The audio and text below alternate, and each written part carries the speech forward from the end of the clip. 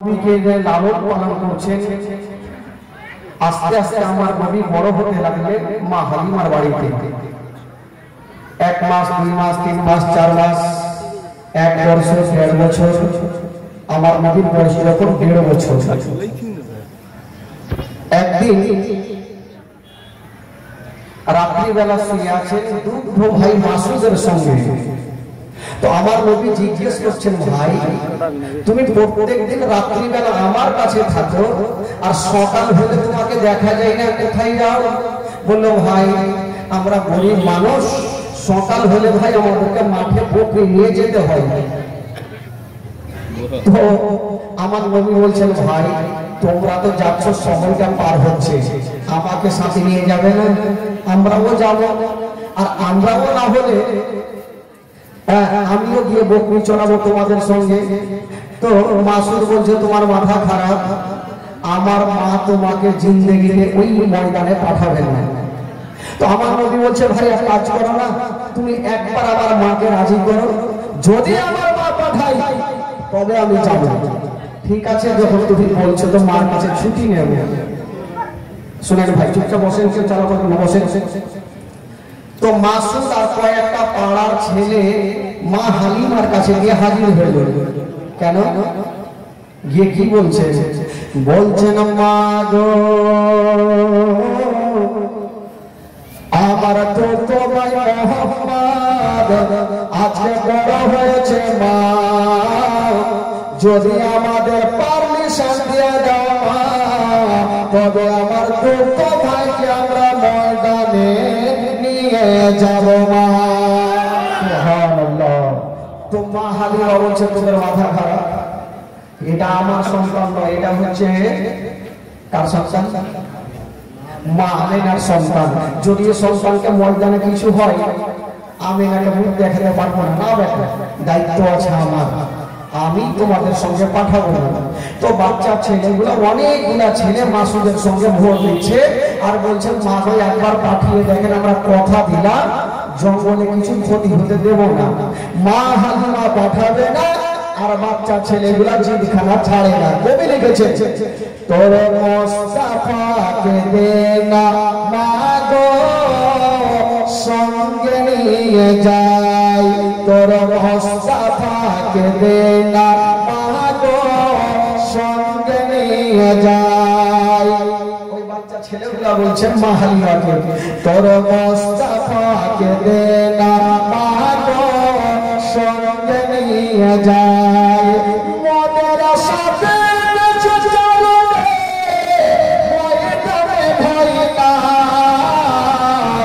তোর মুস্তাফাকে দে না মা গো সঙ্গে নিয়ে যাই। জোরে বলো সুবহানাল্লাহ। সুবহানাল্লাহ। তো মা হালিমা পাঠাবে না আর বাচ্চা ছেলেগুলো বলছে মা পাঠাতেই হবে, জিদ ছাড়লো। তো মা হালিমা মনে মনে বলছে যে এদেরকে এমনই একটা প্রশ্ন করব না উত্তর দিতে পারবে না, এটাকে নিয়ে যাবে। তো প্রশ্ন কি করছে? যাহারে বেটা তোরা তো ময়দানে নিয়ে যাবে, যদি রৌদ্র লাগে তাপ লাগে তখন তোরা কোথায় রাখবি? তো মাসুদ হাসতে হাসতে বলছেন, মা গো জঙ্গলে রৌদ্র লাগবে না, তাপ লাগবে না, তার ব্যবস্থা করে রেখেছি। জোরে বলেন সুবহানাল্লাহ। ওটা আবার কি ব্যবস্থা করেছিস বেটা? তখন মাসুদ বলছে, কি ব্যবস্থা করেছি মা জানেন?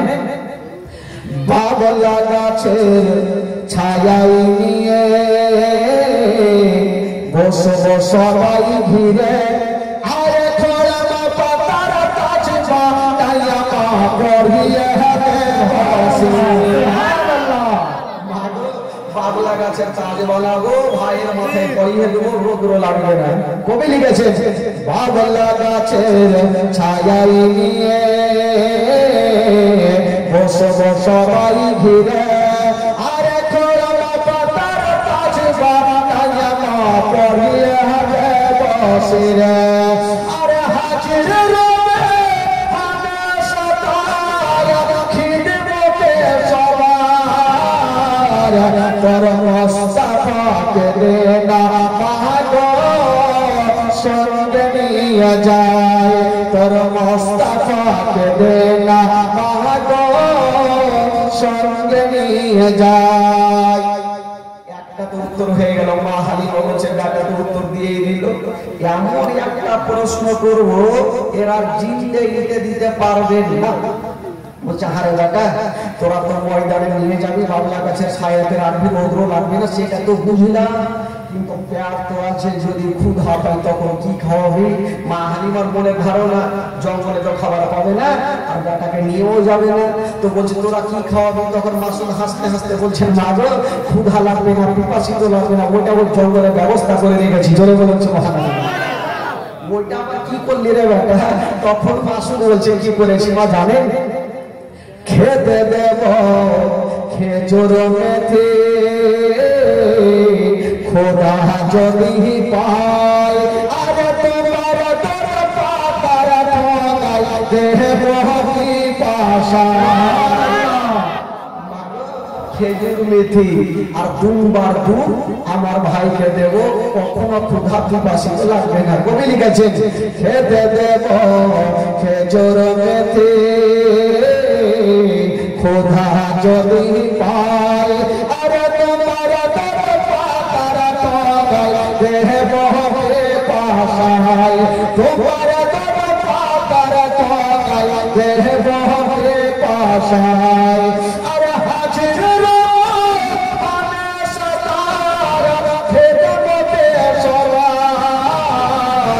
তোর মুস্তাফাকে দেনা মাগো সঙ্গে নিয়ে যায়, তোর মুস্তাফাকে দেনা মাগো সঙ্গে নিয়ে যায়। মা হালিমা বলছেন বেটা যাও, ইয়াদ ব্যবস্থা যখন করেছ তবে নিয়ে যাও, আমি তোমাদের সঙ্গে পাঠিয়ে দিলাম। আমার নবীকে জঙ্গলে নিয়ে চলে গেছেন বাবা। বাচ্চা বাচ্চা ছেলেগুলা চতুর্দিকে খেলতেছিল আর আমার নবী মুস্তাফা 1.5 বছর বয়সে একটা গাছের তলাতে দাঁড়িয়ে ছিলেন বাবা। হঠাৎ করে দেখা গেল জঙ্গলের দিক থেকে কিছু বড় বড় পাখগুলা বেরিয়ে গেছে। আমার নবীকে চতুর্দিক দিয়ে ঘেরাও করে নিল। যেমন আমার নবীকে ঘিরে নিয়েছেন বাবা। বাসস্থান থেকে দেখছেন জানি না আমার ভাইকে হয়তো বাঘে ঝিঁঝা রাখবে না, পক্ষীগুলাকে ছেড়ে দিয়া মাসুম সেনা বাড়ি পালিয়ে গেল। মার বুকে লেগে গেছে জননী মা, সব শেষ হয়ে গেল মা, বরবাদ হয়ে গেল মা। বললো কি হলো রে বেটা? বলছেন মা গো আমরা জঙ্গলে বকরি চড়াইতেছিলাম মা, হঠাৎ করে দেখলাম মা জঙ্গল থেকে কিছু বড় বড় বাঘগুলা বেরিয়েছে মা, আমাদের ভাইকে ধরে ধরে নিয়েছে মা, হয়তো আমার ভাই জিন্দা বেঁচে নাই। এই কথা চাচানে বলতে নাই। মা হালিমার মাথার উপরে মনে হচ্ছে পাহাড় চেপে গেল। আল্লাহ গো জানে না ওটা আমার সন্তান নয়, ওটা হলো আমিনার সন্তান। যদি কিছু হয়ে যায় আমিনাকে মুখ দেখাতে পারবো না। মা হালিমা বলছেন বাবারে ওরে নাথুলারা, ওরে বলে যার পাড়া, ওরে নয়নের তারা, তাড়াতাড়ি করে আমাকে জঙ্গলে নিয়ে চলো। মা বেটা জঙ্গলের দিকে যাচ্ছেন বন্ধুরা, ইনারা অর্ধেক রাস্তাতে গিয়েছেন বাবা গো। আর ওইদিকে নবীকে যে বাঘে ঘিরেছিল আমার নবীকে কোন ক্ষতি করেছিল না রে বাবা? না, কি করেছিল? যেই সমাজে আমার নবী মুস্তাফা একটা গাছের তলাতে দাঁড়িয়ে ছিল, সেই সমাজে বড় বড় বাঘগুলো বেরিয়ে গেছে, আমার নবীর কদমে চুমা দিয়েছিল। ওই বাঘগুলা বেরিয়ে গেছে আমার নবীর কদমে চুমা দিয়ে লাইন ধরেছে না। যেমনই লাইন ধরেছে না বাবা, ওই দিকে মা হালিমা আর মাসুদ কাঁদতে কাঁদতে চলে আসছে না। আমার নবী বলছেন ওরে বাঘেরা আর দেরি করো না, তোমরা জঙ্গলে চলে যাও। জঙ্গলের বাঘগুলা বাবা জঙ্গলে চলে গেল। দৌড়াতে দিয়া আমার নবীকে টেনে বুকে লাগিয়েছে। ওরে লাল্লা দুলারা হালিমাকে বাঁধে ঘিরেছিল। বলছিল মা গো আপনি যা শুনেছেন সত্য কথা মা, তবে মা গো একটা কথা বলে দি মা, ওই বাঘগুলো আমার কোনো ক্ষতি করে না। কি করেছিল? বলছিল মা গো ওই বাঘগুলো একটা একটা করে এসে মা আমার কদমে চুমা দিয়েছিল। আচ্ছা বলুন তো ভাই, আমরা আপনারা যদি জঙ্গলে থাকি আর আমাদের পায়ে যদি নাই তো বাঘকে চুমা দিবে?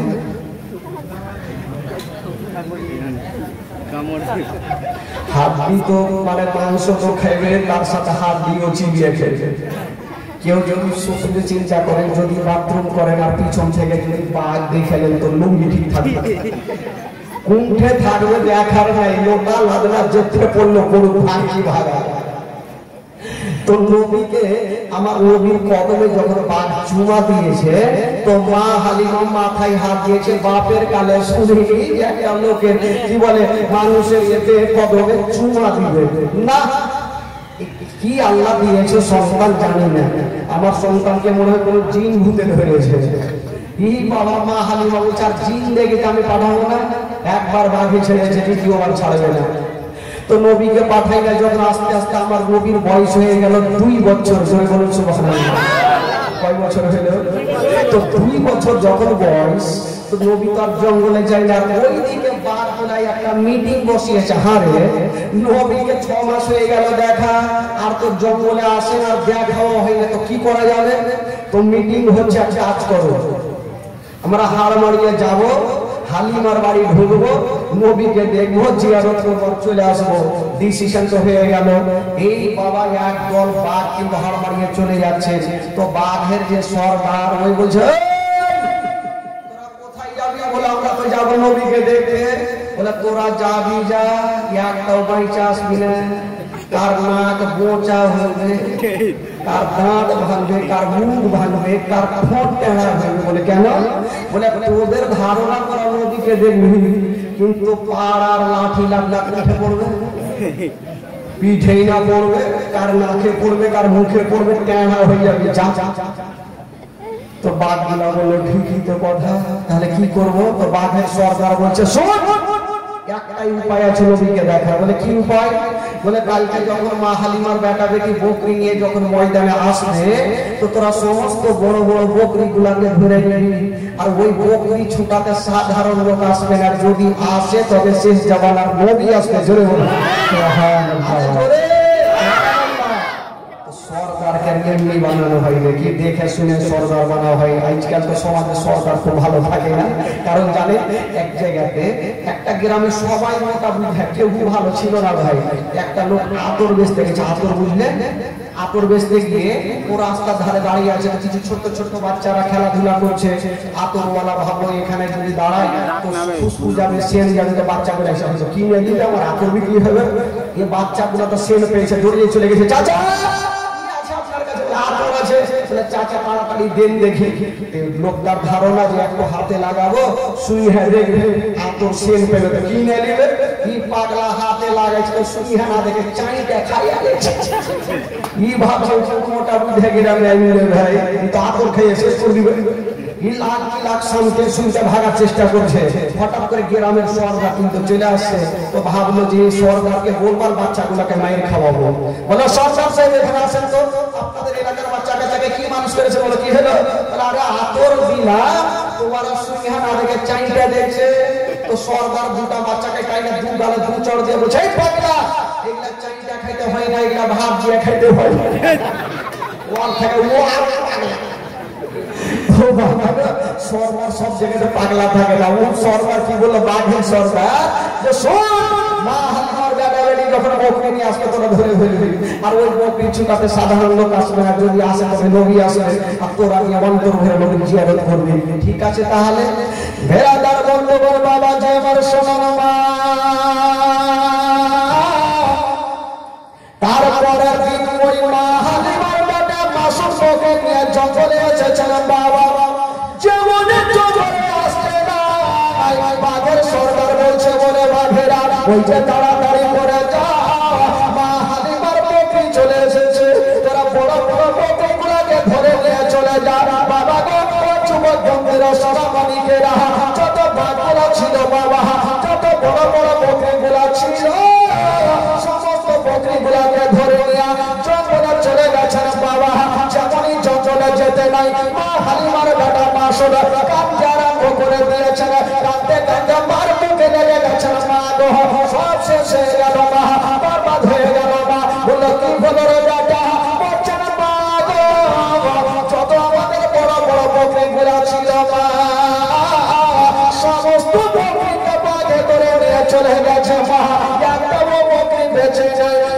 হালিমা বেটাকে বুকখানে চেপে ধরেছেন। ওরে রান্না দোলারা, ওরে কলে যারা পারা, ওরে নয়নের তারা, বকরি গেছে চলে যাবে বাবা, তুই তো বেঁচে এসছিস। বলে হ্যাঁ মা, আমি তো পালিয়ে এসেছি, বাঘ দেখে থাকি। মা হালিমা মনটা খারাপ করে চোখের পানি ফেলছে। আর আমার দয়ার নবী মুস্তাফা পাশে দাঁড়িয়ে দাঁড়িয়ে একটু মুস্কি মেরে হেসে গেলে। তো মা হালিমার মিজাজ খারাপ হয়ে বেরোবে না, বকরি ধরেছে আমার টেনশন করছি আমি, আর তুই ফের হাসছিস, কারণটা কি রে বেটা? বলছে মা গো, একটা কথা বলবো মা, আমার নবী ভালো করে জানে আমি যদি জঙ্গলে না যাই তো কিয়ামত পর্যন্ত বাঘ আমাদের বকরিকে খাবে না। জোরে বলুন সুবহানাল্লাহ। আমাকে যেতেই হবে। বলছে মা গো, একটা কথা বলবো মা, মা গো আমাকে যদি পারমিশন দাও মা, আমি যাব আর সমস্ত বকরিকে ছুটিয়ে নিয়ে আসবো।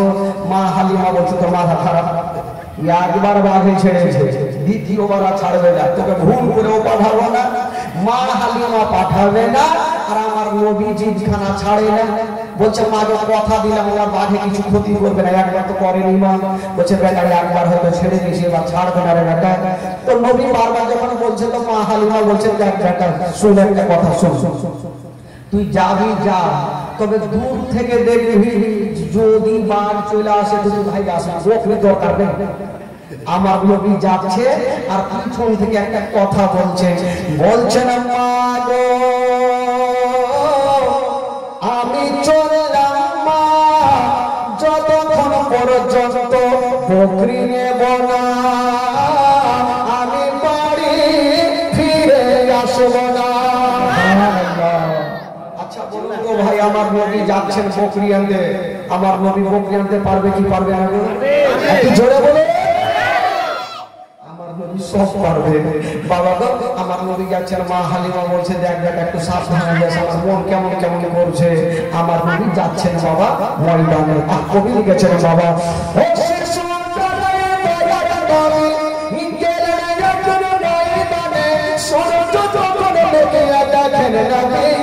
কোনখানে শিশু দয়ার নবী গেলেন একজন ময়দানে, সূর্য যখন লেগে দেখেন নবী আছেন কোনখানে।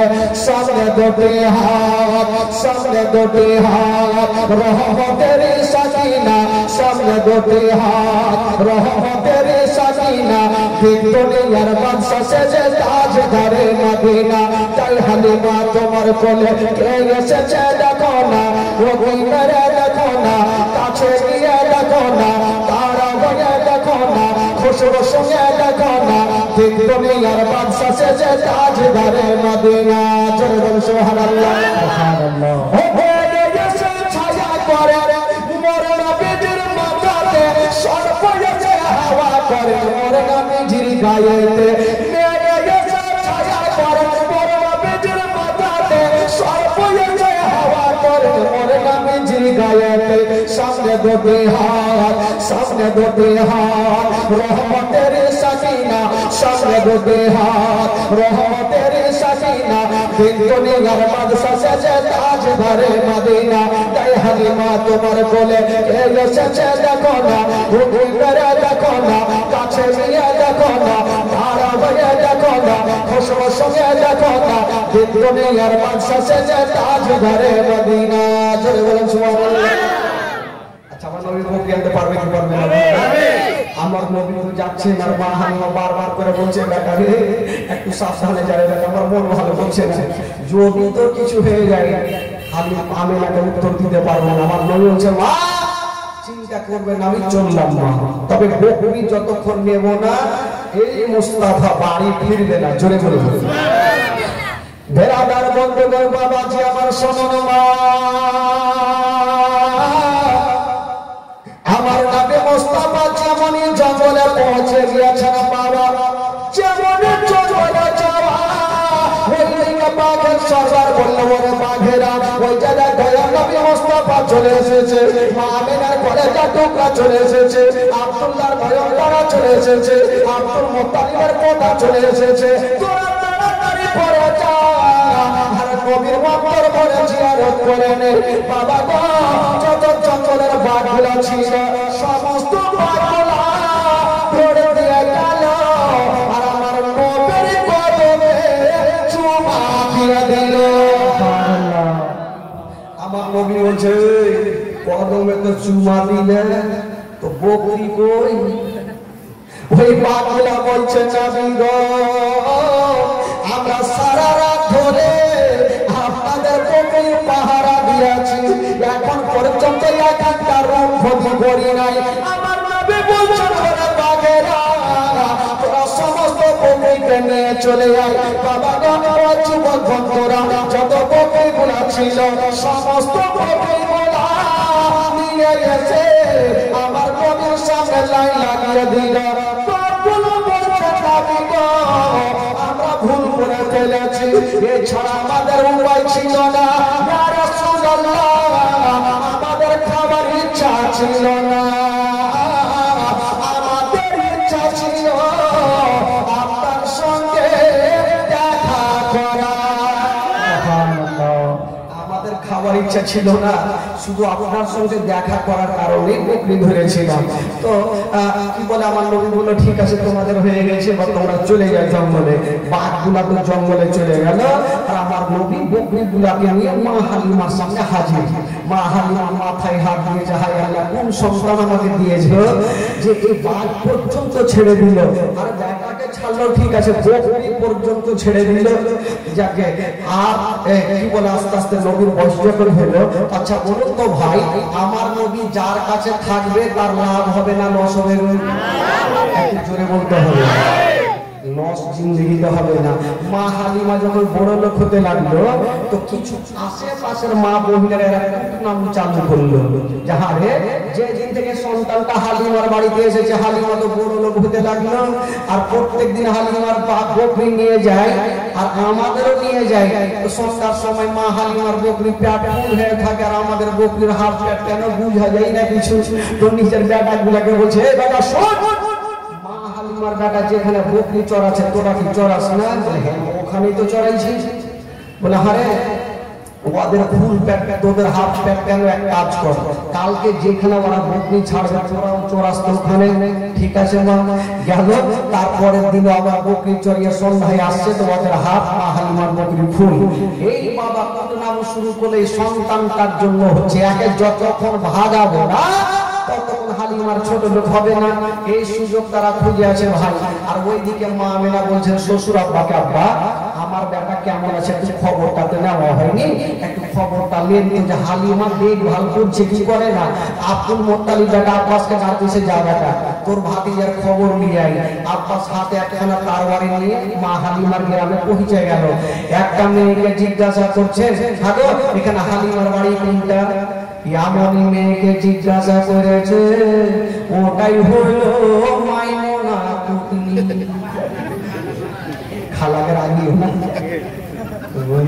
আমার নাম করেছিস পুতনি যারা থাকে ওকে দিনে বুদ্ধিও থাকে তো ওই মেয়েটাকে জিজ্ঞাসা করেছে যে মেয়েটা মনে মনে চল খেলছিল যে সন্তানটাকে কি করে ভাগাবো আর ও আগে খুঁজে জিজ্ঞাসা করছে যে হালিমার বাড়ি কোনটা ও তো এমনি মিজাজ খারাপ হয়ে আছে এই রাগের মাথায় বলছে হালিমার সঙ্গে কিসের দরকার তো মা হালিমা কি বলে আব্বাস বলছে জানি না গো আমার একটা ভাতিজাকে রেখেছে হালিমার বাড়িতে দেখভাল করছে কি করে না তার জন্য একটু দেখতে আসলাম ওই মেয়েটা বলছে সুযোগ ভালো পেয়েছি ইয়াকে এমন তেল মধু খাওয়াবো আর যেন ওই ছোট্ট ভাতিজাকে হালিমার বাড়িতে না রাখে কি মধু খাওয়াবো বলছে হ্যাঁ গো আপনারা কাজ কাম পাননি বলে কেন বলে এমন মেয়েকে দিয়ে গেছে যে আপনার ভাতিজার দেখভাল হালিমা করে না মানে কি হয়েছে বলে সারাদিন বিছানাতে রেখে দেয় কি বলে ঝুলনাতে রেখে দেয় ঝুলনা বুঝলেন তো ঝুলনা কি বলে আপনাদের ভাষা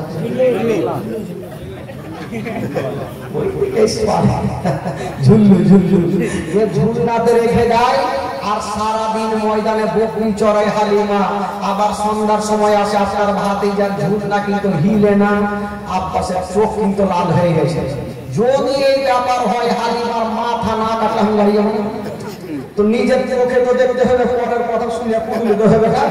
হালিমার বাড়ি কোনটা? বলে কেন? বলে আমি নিজের চোখে দেখবো। ওই যে ওইটা জ্ঞান দেখছে তো ঠিকই গেটে বারটা তালা মারা, জানলা দিয়ে দেখছে তো আমার নবী একটা ঝুলনাতে আরাম করছে আর মাসুদ একটা ঝুলনাতে শুয়ে আছে, আর ঝুলনা দুইখানা বন্ধ আছে। আব্বাস গেটে বসলো, চোখটা লাল করে, আজকে কার বাড়ি পাঠিয়ে নিয়ে এসেছি, হালিমার মাথা যতক্ষণ কাটবো না আমি বাড়ি ফিরে যাব না। আজকে হালিমা শেষ।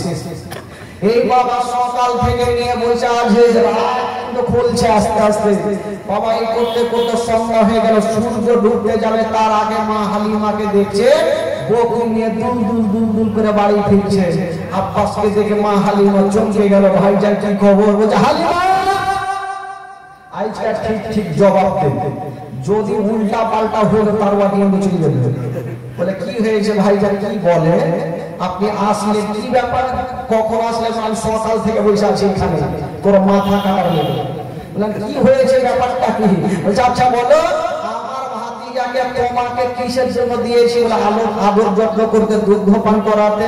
তো আচ্ছা আমার ভাতিজাকে দুগ্ধ পান করাচ্ছ, ঠিক আছে আমি বুঝলাম, কিন্তু এই যে ঝুলনাতে শুয়ে দিয়ে বাইরে তালা মেরে তুমি যে ময়দানে সারাদিন থেকে এখন সন্ধ্যায় আসলা, আমার ভাতিজা ঝুলনা কে ডাইহিলায়?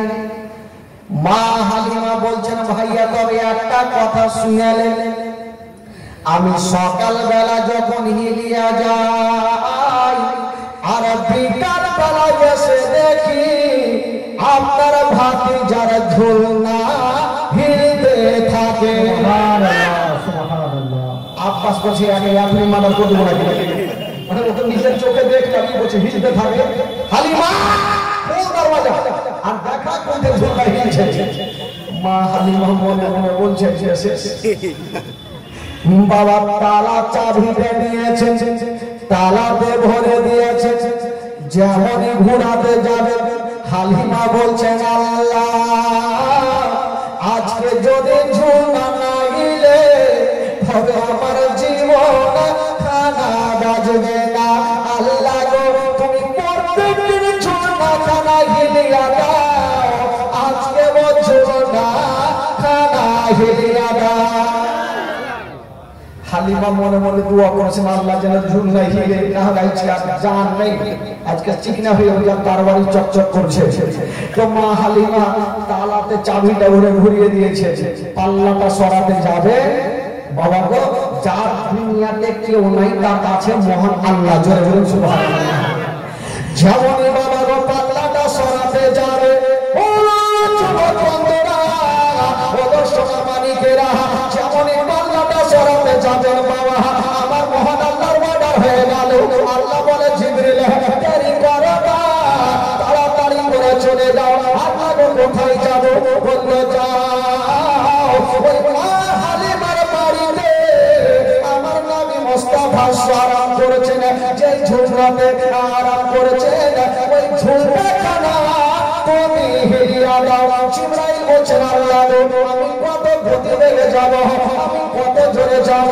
আমার আল্লাহ বলছেন জিবরাইল হালিমা তালা খুলে দিয়েছে, পাল্লাটা সরাতে ঘরে প্রবেশ করবে। ওই পাল্লাটা সরার আগে তুমি হালিমার ঘরে চলে যাও। সুবহানাল্লাহ, জোরে বলুন। যেমন এই কথা বলতে নাই জিবরাইল দেরি করলেন না বাবা,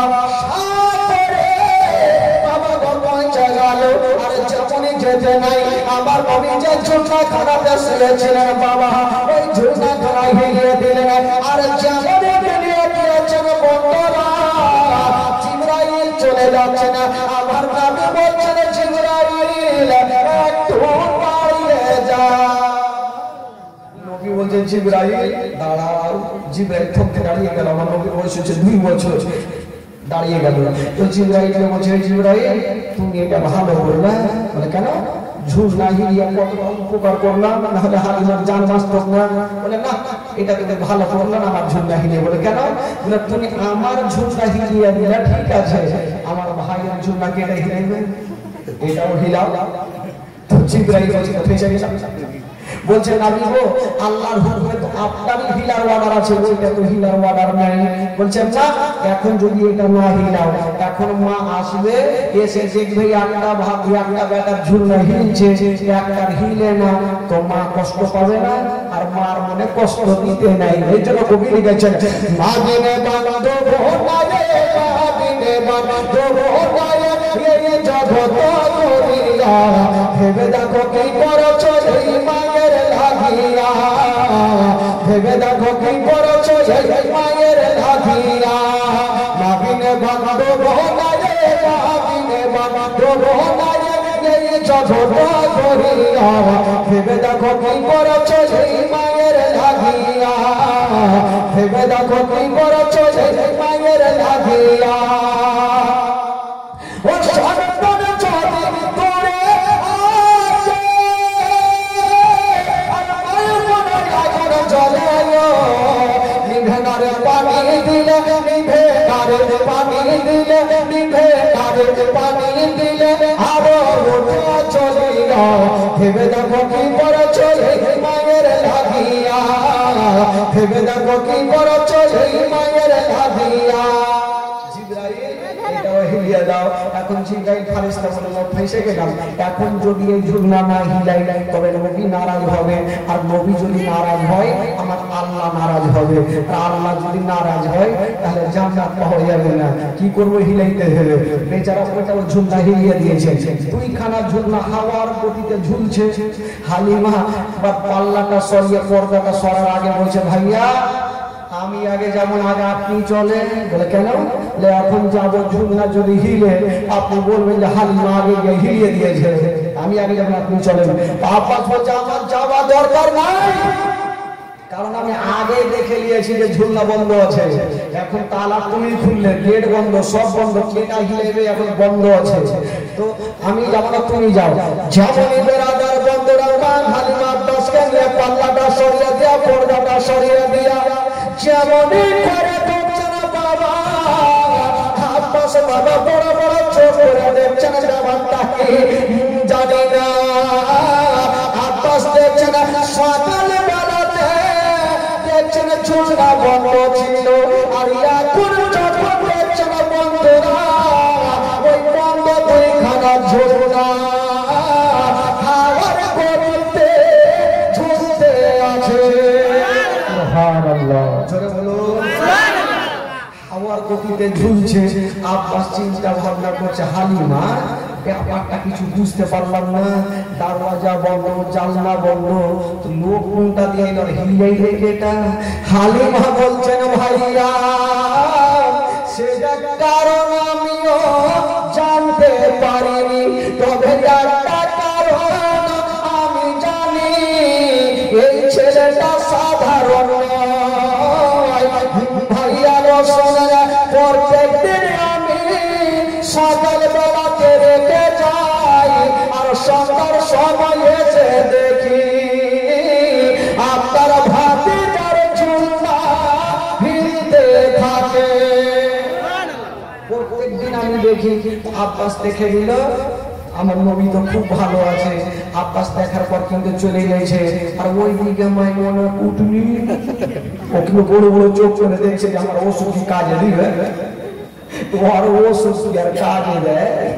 বাবা দেখছে যে না কিন্তু বাচ্চা না নিয়ে চলে যাবে, ও কিন্তু সংসার করে ভেঙে গেল।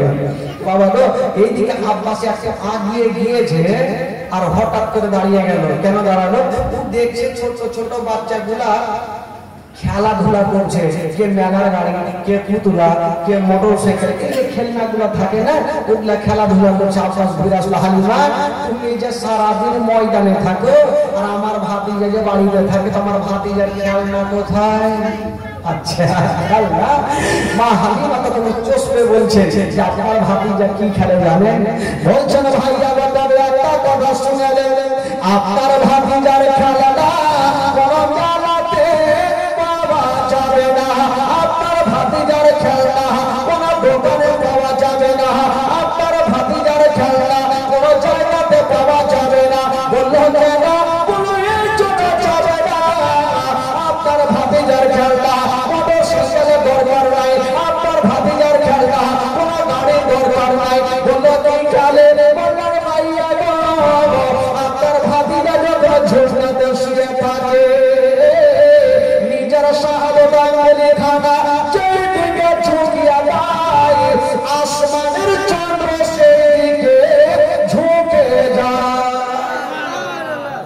জোরে বলুন। তো যার ইশারাতে আসমানের চন্দ্র হিলাহিলি করবে তো দুনিয়ার খেয়াল নেওয়ার দরকার কি আছে? আব্বাস দেখে কিন্তু চলে গেল ভাই। এই করতে করতে আমার নবীর বয়স হয়ে গেল 2.5 বছর। এবার মা হালিমা বলছেন আর এই বেটাকে রাখা যাবে না, বড় হয়ে গেল। এখানে অনেকগুলো ঘটনা আছে, এই ঘটনা যদি বলি তো 2 দিন আরো পার হয়ে যাবে। তো ভাই এখানে অনেকগুলো ঘটনা থাকলো। মা হালিমা বলছে রাখা যাবে না, এবার আমেনাকে জমা দিতে যাবো। তো আগিয়ে গিয়েছে, মা হালিমা বলছে বেটা এক কাজ করো, তুমি এখানে থাকো, একটু বাড়িতে একটা জিনিস ভুলে গেছি নিয়ে আসছি। এবার নিয়ে এসে দেখছে নবীটা দেখা যায় না, কোনখানে হারিয়ে গেল। মা হালিমা কাঁদতে লেগেছে, জানি না আল্লাহ আমার সন্তান ওটা আমেনার সন্তান, যদি সন্তানকে কিছু হয়ে যায় তবে আমি আমেনাকে মুখ দেখাতে পারবো না। মা হালিমা খুঁজতে খুঁজতে একটা মন্দিরে গিয়ে পৌঁছে গেল। তো মন্দিরের বৃদ্ধ, ওই যে পূজারী সাধু, ওই বৃদ্ধ কিন্তু বলছে হালিমা কি ব্যাপার তোমার চোখে পানি কেন? বলছে জানি না আমার বেটা হারিয়ে গেছে, মন নিজের ভালো নেই। তো বৃদ্ধ তখন বলেছিল হালিমা তোমাকে একটা উপায় দেবো, বুদ্ধি দেবো যে তোমার ছেলেকে খুঁজে পাবো। বলো কি? বলে ওই যে আমার মোটা চোটা প্রভুর সামনে বলে তুমি সাজদা করো, তাহলে তোমার বেটাকে খুঁজে পাবে। তো মা হালিমা একটা উত্তর দিয়েছিলেন মারাত্মক। বলে ও বৃদ্ধ শুনো, আমার যা সাজদা তো দূরের কথা, আমার বেটার পবিত্র নামখানা তোমার প্রভুর সামনে যাও, যদি দাঁড়িয়ে থেকে যাই তাহলে আমি তোমার প্রভুকে সাজদা করব। সুবহানাল্লাহ। তো বৃদ্ধ ভাবছে যে কারোর নাম নেওয়াতে কেউ কি উল্টে, তো দেখি নাম শোনা, যদি নাম উঠে আজকে হালিমা যদি সাজদা করে তো দুনিয়ার যত উম্মতি মুহাম্মাদীরা থাকবে সবাই প্রভুকে সাজদা করবে। দেখি আচ্ছা নামটা কি বলে দাও। তো মা হালিমা কানে কানে নামটা শিখিয়ে দিলেন আমার নবী। এবার ওই বৃদ্ধ বাবা গেল আর একটা প্রভুর সামনে, একটা মূর্তির সামনে হাত জোড় করে দাঁড়িয়ে গেছে। বলছেন প্রভু তোমাকে কত মোটা চোটা করে গায়ে রেখেছি, সকালে মুড়ি দিয়েছি, বিকালে কেলা দিয়েছি। মুড়ি কেলা দিয়েছে, কুত্তা খেয়ে গেছে, আমার প্রভু খেয়েছে। বলে প্রভু এই যে হালিমা দাঁড়িয়ে আছে উনার লালটা দোলারা হারিয়ে গেছে, একটু খোঁজা দাও, যার নাম মুহাম্মদ। যেমনি আমার নবীর নাম খানা নিয়েছেন বাবা, হায়রে মাটির মূর্তি বাবা মুখের ঘরে পড়ে গেল। যেমনই পড়লো নাক মোচা, মুখ মোচা, এই মোচা কে কোনখানে বাঁধলো, ই সাধু কোনটা ভাগলো ভিড়ে পাওয়া যায় না। তো মা হালিমা দেখছে একে তো পাওয়া যায় না, ই খুঁজতে খুঁজতে হালিমা পৌঁছে গেল। আর যেমনই যাচ্ছেন বাবা দেখছেন তাকিয়া আমার নবী মুস্তাফা নিজের মা আমিনার কোলে বসে আছেন। জোরে বলুন সুবহানাল্লাহ। তো মা হালিমা বলছে হারে বেটা কত খোঁজ করলাম বেটা, আর তুমি এখানে বসে আছো। নবী বলছেন মা গো আমি জানি মা আমি বড় হয়েছি মা, আমি ভাবলাম কত আর কোলে চেপে যাব মা, তাই আমি চলে এসেছি হেবে হেবে মা। হায়রে মা কালিমা আমার নবীকে রেখে দিয়ে চলে যাবেন বাবা। হাজার হলো 2.5 বছর ধূমপান করেছেন বাবা, মায়া মমতা হয়ে গেছে, আমার নবীকে রেখে যাবেন বাবা। হালিমার চলে দিয়ে ঝরঝর করে পানি, আব্দুল মুত্তালিব বেশ কিছু বাবা সামান পত্র এনে মা হালিমার সামনে রেখে দিয়েছেন। বেটি হালিমা এইখান থেকে যা তোমার খুশি তুমি নিয়ে চলে যাও।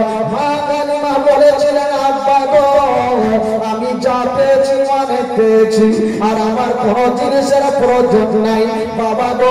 মা হালিমা যাবেন চোখ দিয়া পানি, আমার নবী মনের কথা বুঝে গেলেন বাবা। আমার নবী বলছেন মা গো তোমাকে একটা কথা বলে দিই মা, তোমার বাড়িতে যদি কোনোদিন মুসিবতে পড়ে যাও মা আমার নামখানা স্মরণ করিও মা, তোমার সমস্ত মুসিবত দূরে হবে আল্লাহ সুবহানাল্লাহ। আমার নাম খারাপ স্মরণ করলে তোমার মুসিবত দূরে হবে। মা হালিমা আমার নবীকে জমা দিলেন আর দেওয়ার পর সেখান থেকে দূরে গেলেন। বাবা গো, আমার নবী কার কাছে থাকলেন ভাই? মা আমিনার কাছে আমার নবী থাকলেন। বাবা গো, একটু আপনাদের মনটা চাঙ্গা করি, একবার গোটা মাজমা হাত তুলে বলুন তো সুবহানাল্লাহ। জোরে তুলে চাদর তোলে, গরমের দিন আর এমনি তো গোশ খাই তারা হয়ে আছে। গোটা মাজমা যারা নবীকে ভালোবাসেন ভাই একটু পরিচয় দেন, জোরে বলুন ইয়া রাসূলুল্লাহ। চলুন ভাই একটু মদিনা থেকে ঘুরে আসি, একটু চলুন আমার সঙ্গে গোটা মাজমা চলুন। কেউ চুপ করে থাকবেন না ভাই, সবাই আমার সঙ্গে জোরে জোরে পড়েন। আমার ভালো লাগে না আমি যাব মদিনা, আমার ভালো লাগে না আমি যাব মদিনা।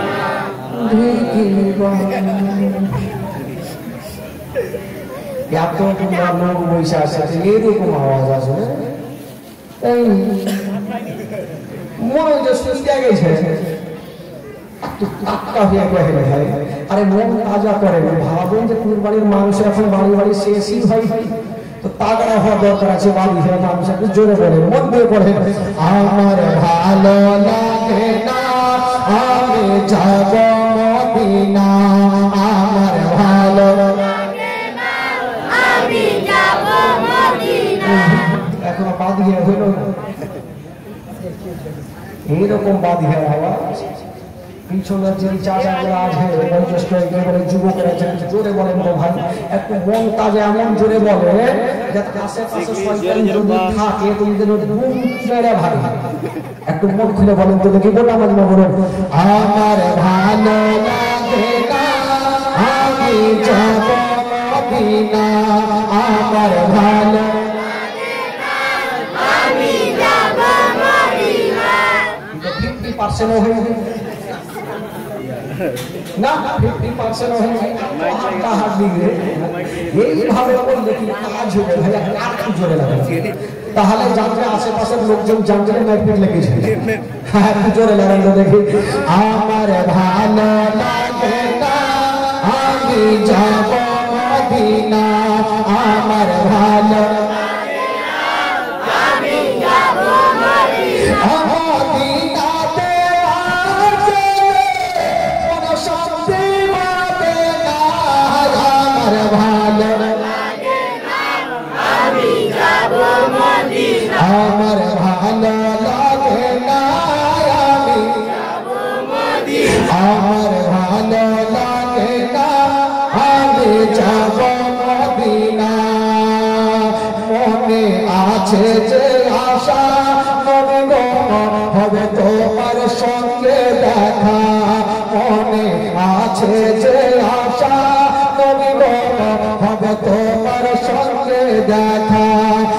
পাখির মতো থাকতো না, পাখির মতো থাকতো না, উড়ে যাব মদিনা, আমার ভালো লাগে না আমি যাব মদিনা। জোরে জোরে আমার ভালো লাগে না আমি যাব মদিনা। ভালো কাজে কেউ নেই, খারাপের দিকে ভালো আছে। গ্রামে কোনো মাতাল আছে আছে? আচ্ছা যারা যারা মাতাল আছে একটু হাত তুলে দেখান। লজ্জা কি আছে? তার মানে আছে আবহাওয়া দেখে কেমনই লাগছে। কেমন তো আছে মাতাল যত থাক ভাই, যদি যতই ফুল পেট খাই পুলিশকে যদি দেখে নাই ওর কিন্তু জ্ঞান ফিরে। হ্যাঁ একটা মাতাল জানেন একটা ফুল পেট খাইছে ভাই, একদম খাইছে আর মাঠ গোটা মাঠে রাস্তা একদম চলে আসে এই পর্চা চলে আসছে, আর ওই রাস্তা ধরে একটা পুলিশের গাড়ি কিন্তু চলে গেছে। মাতাল দেখছে যদি পুলিশ ধরে পাঁচ হাতে লাদে না পড়বে, পুলিশের গাড়ি কাছিয়ে দিয়েছে, কি ভাবছে কোন জঙ্গলে দেখা যায় না, কিছু না, কোনখানে যাব, হঠাৎ করে দেখছেন একটা কবরস্থান, জুতা খুলে কবরস্থানের কাছে এইভাবে দাঁড়িয়ে গেছে আর শুরু করেছে আল্লাহ আল্লাহ, মানে বাচ্চা লেগে। এবার পুলিশ গুলা ভাবছে যে কোন আসামির বাড়ি যাবো তো চিনহি না, কোনটা গ্রামে এটাও জানি না, তো কাকে জিজ্ঞাসা করবো, মাঠ দেখা যায় না, কাকে জিজ্ঞাসা করবো। দুটা বেচারা হিন্দু পুলিশ নামলো, আইনাইনে গিয়ে বলছে তোমরা থাকো না, জিজ্ঞাসা করে আসি আসামির বাড়ি কোনটা। এরা পুলিশ গুলা যখন যাইছে তারা চোখে দেখছে তো বেটা ধরা পড়ে যাবে, বেটা চলে আসছে। ই যখন কাছাকাছি হয়ে পুলিশ গুলা ওর আগে দেখে ওর গিয়ার নিয়ে বেড়ে গেছে, শুরু করে দেবে। পুলিশ গুলা ভাবছে হিন্দু পুলিশ আর কি ভাববে, ও ভাবছে আর দুয়া শেষ হলে তোমাকে জিজ্ঞাসা করবো, আর ই তো বাঁচার লেগে চলছে, ও কিন্তু শেষ করবে, তোরা যতক্ষণ যাবি না বল শেষ হবে না। এই করতে করতে 1 ঘন্টা হলো, 1.5 ঘন্টা হলো না, গিয়ার কিন্তু বাড়তে আসে। এবার পুলিশ গুলা দেখছে চলে গেল, তারা চোখে বলছে এবার বেটা গেলি ধরতে আমাকে জিন্দগিতে পারবি না, আমি এমনই মাতাল, ধরতে তো পারবো না। এবার ওই যখন যাচ্ছে গাড়িতে, তো গাড়ির মধ্যে দুটো মুসলমান পুলিশ ছিল, তারা বলছে কি হইলো, ধরবো আমাদের এমন দুবার দুয়াই সেই সঙ্গে জিজ্ঞাসা করবো। তো মুসলমান পুলিশ গুলা ভাবলো বাপরে ই মনে হয় একটা আল্লাহওয়ালা আছে, না তো একটা লম্বা দুয়া করে, তো তোমরা আমরা দুয়াতে শামিল হবো। যারা দুটা বেচারা ভেঙে চলিয়ে চড়কে দিকে আর উঠতে আর আছে বলেছে ফের পেটা দুটা চলে আসছে, এবার মনে হয় ধরা পড়ে যাবো। ই তো দুজনের গিয়ে আমার জুতা ফেলা ওর পাশে দাঁড়িয়ে যাওয়া শুরু করে ছাড় আমরা শেষ করে এই করতে করতে যারা ভাববে 1 ঘন্টা হোক 2 ঘন্টা হোক, তারপরে তো ছাড়বে, জিজ্ঞাসা করবো। তো এই করতে করতে 2 ঘন্টা পরে গিয়ে পুলিশ গুলো একটু খাসতে এসে রাগের মাথায় বলছে ই কিন্তু মাথা দাঁড়িয়ে গেছে, কি হলো কি হলো, বলে তুমি কিসের দোয়া করছো, এত লম্বা দোয়া, বাপের কালে হামলা করি।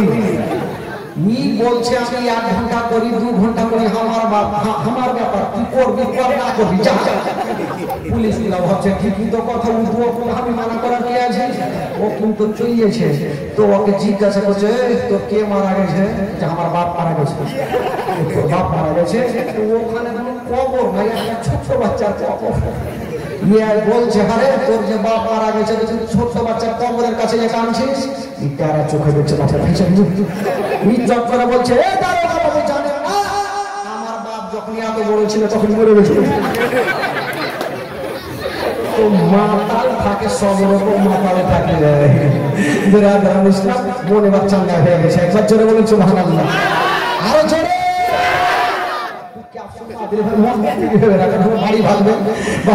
চলো মদিনা, একবার জোরে মোহাম্মদে আমার সঙ্গে পড়ুন, আমার ভালো লাগে না আমি যাব মদিনা, আমার ভালো লাগে না আমি যাব মদিনাতে থাকতে মনে শান্তি পাবে না, আমার ভালো আমার ভালো লাগে না আমি যাব মদিনা, 5 ওয়াক্ত নামাজ যারা পড়িবে না তাই, 5 ওয়াক্ত নামাজ যারা পড়িবে আদায়, হবে নামাজ না পড়িলে মিলবে না, আমার ভালো লাগে না আমি আমার ভালো লাগে না আমি যাব মদিনা, চলে গেছিলাম আজ জীবনী করে, চলে গেছিলাম আজ জীবনী করে, জীবনী না শুনলে মিলবে না, আমার ভালো লাগে না আমি যাব আমার ভালো লাগে না আমি যাব মদিনা, আমার ভালো লাগে না আমি যাব মদিনা। একবার মহব্বতে বলুন তো সুবহানাল্লাহ, গোটা মাঝে বলুন সুবহানাল্লাহ। আচ্ছা যাদেরকে ঘুম লাগছে একটু হাত তুলে দিতে ভাই। বেচারা কি ঘুম লাগছে আমি বুঝতে পারি না, এক সেকেন্ডে ফেলেছি। আশা করি ঘুম লাগবে না ভাই। আচ্ছা বলুন তো আমার নবী এখন কার কাছে আছেন? জোরে বলুন। আস্তে আস্তে আমিনার কাছে থাকতে থাকতে আমার নবীর বয়স হয়ে গেল 6 বছর। জোরে বলুন সুবহানাল্লাহ। কয় বছর হলো? 6 বছর। এই 6 বছর বয়সে মা আমিনা ইন্তিকাল করবেন ভাই। মারাত্মক ঘটনা, প্রত্যেকের চোখের পানি ঝরঝর করে পড়বে। তারপরে এই ঘটনা বলার পর ইনশাআল্লাহ আজিজ একটা আরেকটা মারাত্মক ঘটনা হবে। তবে মা আমিনার ইন্তিকালের ঘটনাটা একটু মন দিয়ে শোনেন ভাই। জীবনী কাকে বলে মা গো, একটু মন দিয়ে শুনবেন মা। আমার নবীর বয়স কত বললাম ভাই? 6 বছর বয়স। একদিন মা আমিনা আমার নবীকে বুকে নিয়েছেন ভাই, আর চিন্তা ভাবনা করছে যে আমার স্বামী তো বেঁচে নেই, তবে এই ঘটনা শেষ না হওয়া পর্যন্ত কেউ উঠবেন না ভাই, কেউ উঠবেন না। মা আমিনা আমার নবীকে নিয়ে চিন্তা করছেন, আল্লাহ আমার স্বামী জগতে নেই, আমি অনেক দিন থেকে আমার বাপ মায়ের দেশে যাইনি, একটা ইচ্ছা যাচ্ছে বাপ মায়ের দেশে থেকে ঘুরে আসতাম। প্রত্যেক মা বোনের শ্বশুর বাড়ি থেকে বাবা মায়ের বাড়ি যাওয়ার ইচ্ছা যাবে। তো মা আমিনা বলছেন আমি যদি যাই তবে কার কাছে পারমিশন নেব? আমার স্বামী তো বেঁচে নেই, আমার শ্বশুর আব্বা ছাড়া কেউ নেই। বেচারা মা আমিনা আমার নবীকে কোলে নিয়েছেন আর চুমা খেতে খেতে শ্বশুর আব্বার সামনে গিয়ে দাঁড়িয়ে গিয়েছেন। চোখ দিয়ে পানি ঝরছে আর বলছেন আব্বা একটা কথা বলবো আব্বা। বললো কি কথা? বলছেন আব্বা অনেক দিন থেকে বাবা মায়ের দেশে যাইনি আব্বা, যদি কয়েক দিনের জন্য ছুটি দিতে তবে বাবা মায়ের দেশ থেকে ঘুরে আসতাম। যেমন কথা বলা জানাবে তোরে বাবা কোনো উত্তর বলেন না, শুধু চলে চরচর করে পানি ঝরে গেল। মা আমিনা শ্বশুর আবার চোখের পানি মুছে দিচ্ছে আর বলছেন আব্বা গো আমি যাব না, কিন্তু আপনার চোখের পানি দেখতে পারবো না। সুবহানাল্লাহ। মা আমিনা এই কথা বলে দিয়া শ্বশুর আবার চোখের পানি মুছে দিয়া আমার নবীকে নিয়া বাবা ঘরের মধ্যে চলে গেল।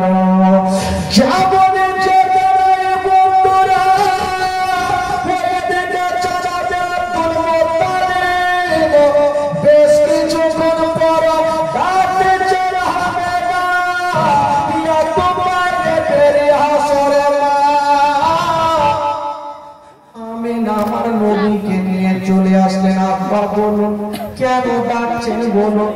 আব্দুল মুত্তালিব বলছেন আমিনা তুমি আমার কাছে ছুটি চেয়েছিলে রে মা, আমি কোন উত্তর করিনি রে মা, কেঁদে গিয়েছিলাম। ওরে বেটি আমিনা আজকে যেমন তুমি আমার কাছে ছুটি চাইছো রে মা, ওই রকম আমার আব্দুল্লাহ ছুটি চেয়েছিল। আমি আব্দুল্লাহকে জান থেকে বেশি ভালোবাসছিলাম, বেটি ছুটি দিয়েছিলাম।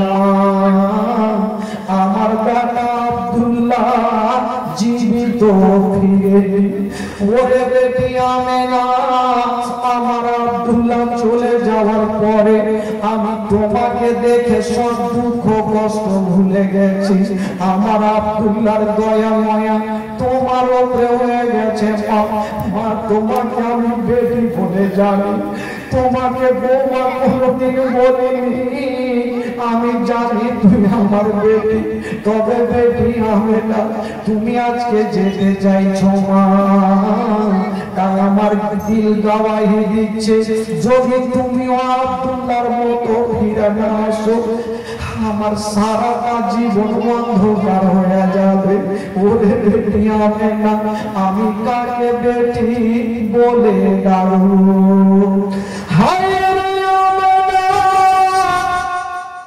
শ্বশুর আব্বার চোখের পানি মুছে দেয়া বলছে না বাবা আমি যাব না কিন্তু আপনার চোখের পানি দেখতে পারবো না আব্দুল মুত্তালিব ভাবছে আজকে যদি আমার বেটা থাকতো আর যদি আমেনা আমার বেটাকে বলতো স্বামী তো এখানে যাবো হয়তো আব্দুল্লাহ পারমিশন দিয়ে দিত আমেনার তো দিন বলছে যদি আমি ছুটি না দিই আমেনা কাঁদবে আর বলবে আল্লাহ আমার স্বামী যদি থাকতো আমাকে ছুটি দিত আমার শ্বশুর আব্বা ছুটি দিল না তাই আল্লাহ আমি আমেনাকে আর তার মনখানা নারাজ করব না বলছেন বেটি আমেনা তুমি যেতে চেয়েছো মা তবে তোমাকে লম্বা ছুটি দেব না মাত্র 1 সপ্তাহের ছুটি দিলাম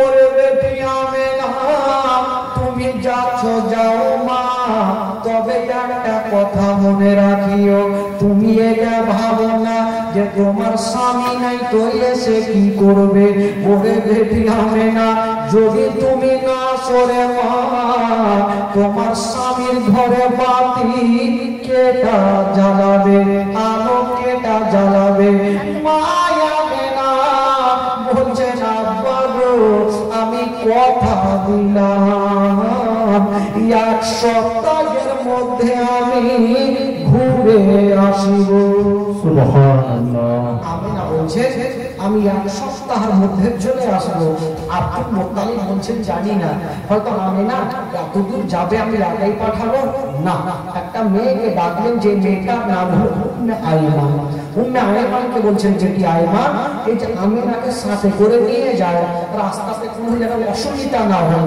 ঠিক আছে আচ্ছা চিন্তা করবেন না মা আমিনা উম্মে আইমান আমার নবী 6 বছর বয়সে বাবা দুলে চেপে গেল যেমনই দুলে চেপে গেছেন বন্ধুরা হায় রে আমিনা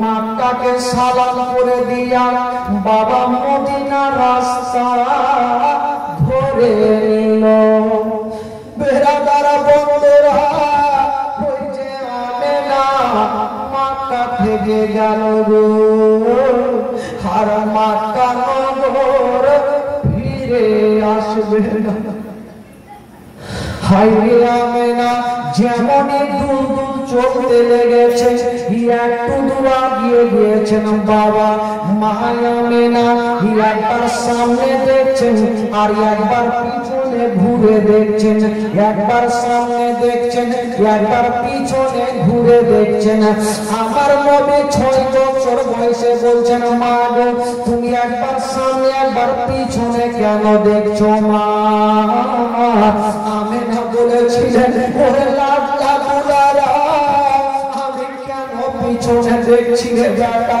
আজকে যে মদিনার রাস্তায় যাচ্ছি রে বেটা এই রাস্তাতে তোমার আব্বা জানা গিয়েছিল বেটা তোমার আব্বা জীবিত ঘুরে নি বেটা আমিও যাচ্ছি বেটা জানি না ঘুরে আসবো কি আসবো না তার জন্য আমি কাবা ঘরকে দেখছি আর বলছি কাবারে এই আমেনা আজকে মক্কা থেকে যাচ্ছে মদিনা যদি আমেনা ফিরে আসে তাহলে তো তফ করবো আর আমেনা যদি না আসে আমেনা রাখের সালাম খানা নিয়ে নিও আমি পিছনে ঘুরে ঘুরে বলছি বেটা এই কথা বলতে নেই আমার নবী তো 6 বছর বয়স চাঁদের চাইতে সুন্দর সূর্যের চাইতে সুন্দর চেহারা আমার নবী কাঁদতে দেখে বলছেন মা গো আমি এখন মা ছোট মা আমি তোমার গর্ভে থাকতে নিজের আব্বাকে হারিয়েছি হায় রে নজর মোস্তাফা বলছেন মা গো আমি তোমার গর্ভে থাকতে নিজের আব্বাকে হারিয়েছি মা এখন আমার 6 বছর মা তুমিও যদি আমাকে ছেড়ে যাও মা আমার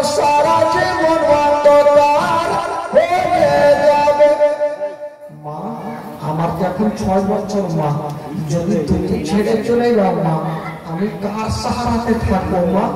আমার তো আব্বা জগতে বেঁচে নেই। এই যুবকেরা শুনেন ভাই, যার বাবা মা বেঁচে নেই তার দুনিয়াটা অন্ধকার। আমার নবী বলছেন, মা গো, আমি বাপের ভালোবাসা পাইনি মা, আমার বয়স হলো 6 বছর মা।